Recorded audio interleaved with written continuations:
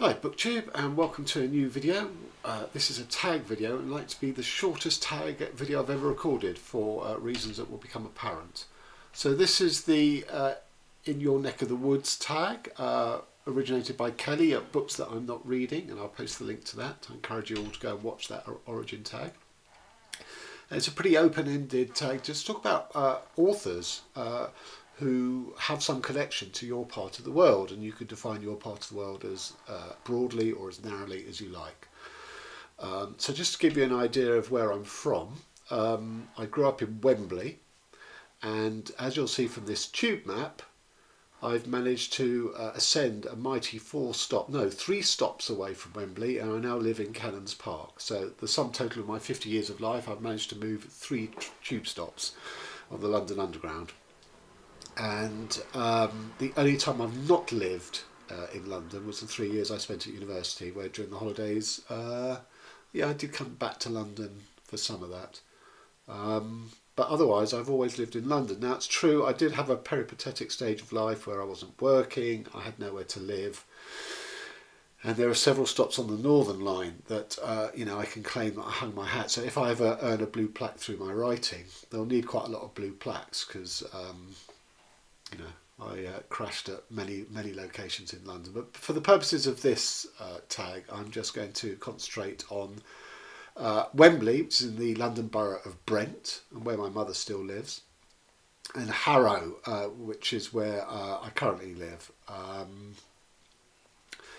And the problem is that this is suburban London, and Julian Barnes wrote a book called Metroland, which I haven't read, I must admit. And Metroland is basically, I think, set where he lived in a couple of boroughs along called Hillingdon. He lived in Northwood. Now, Metroland is an actual thing in the sense of the Metropolitan line on the tube station is, goes through all these sort of suburban commuter belt areas, and it's a sort of a straight line, and it's all sort of, it's almost like a sort of middle-class Soviet communist structure where everything is straight and laid out with deliberate purpose. But what this represents, and this covers both, to some extent, most of the northwest London suburbs, is its soul death. It has very little sort of inherent culture. Not like sort of Islington, Camden, Ladbroke Grove, all these sorts of places which have a very vibrant culture. There's not a lot going on in Brent, and particularly Harrow. So I found it really hard to come up with any authors. There are lots of musicians who grew up in this area, such as Elton John, Simon Le Bon of Duran Duran, George Michael of Wham and George Michael fame. And what do you notice links all three of them? A great flamboyance and sort of how they looked, because they wanted to escape the drab environs of their upbringing. Also, Gregory Isaacs, the great reggae musician, grew up in Harrow and died. So there's lots of music as a way of escaping the middle-class ghetto, but I really struggle to find authors. It does start off with quite a big name, though. Apparently Lord Byron is from this area, which I didn't know. I don't recall seeing any blue plaques to him in my neck of the woods. Zadie Smith I was aware of. Zadie Smith grew up in Willesden, which is an area that I lived in very briefly with my wife when my twins were first born, and we hated it and got out after 1 year. Willesden today is full of Australian, well I say today, sorry, from when I was living there, it's sort of Australian and New Zealand backpackers, so it has this sort of sense of complete transitoriness. It has no real sort of centre to itself. So that's Zadie Smith, so that's quite a big name. And then we have Michael Rosen, who's the Children's Laureate. He's from this area. And the last one I came up with was David Baddiel, who really is better known as a stand-up comedian, that he and his then comedy partner Rob Newman were the first comedians to ever play a gig at Wembley Stadium. They were the new, when comedy was supposed to be the new rock and roll. So Dave was really, quite a big name. I say Dave because I was at school with him from the age of 11 to 18. So I had some passing acquaintance with him.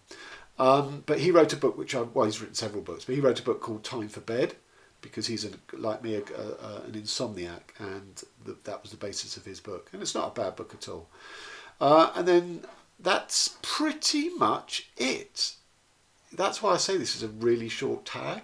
Hopefully I can include myself as an author, just to say that when I grew up, I was living in Wembley, which of course is the home of the famous sports stadium, which is the national stadium of English football.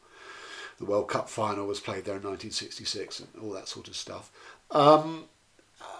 And my only sort of attachment to it is that in one of my novels called An Eye for an Eye for an Eye, which is sort of, sort of slightly post-apocalyptic or oncoming apocalyptic setting, I used Wembley Stadium was knocked down and demolished and rebuilt, I don't know, 10 years ago or 12 years ago, something like that. And I went to one of the opening games because my mother, as a resident of Brent, got a sort of a free invite as a local resident when they wanted to sort of test it out in terms of its sort of safety and, sort of how sort of people were sort of ushered in and out. And so I went to it was a pro celebrity football game. But there were things like sort of fountains, those ones that sort of, there aren't any, and then the water suddenly spurts up and kids go and play in it and all of that. And I looked at this sort of concrete and glass bowl. I thought, this is going to dilapidate so quickly. It's going to get, it's all brand spanking new. But I just had this sense that, the sort of quality of workmanship and materials being what they are, and big budget projects always having to sort of have economic cuts to bring them in, sort of, not too much over budget. I just had the sense that this was going to age very, very quickly and get sort of, grimy and dirty and not really be a thing of great national pride. So in that novel I wrote about a stadium based on my perception of how Wembley would turn in not very long. And I had things like in the fountains, that the people who played in them got sick because the water hadn't been properly filtered and all that sort of thing. So it was a very sort of doomy representation of Wembley. I don't name it as Wembley because my book is not specifically set anywhere. So that's about my only personal local link to the soul death of the area in which I grew up in. So there you have it, a sort of rather unsatisfactory fulfilment of the task of finding authors in my neck of the woods. Okay, so till next time. Thanks.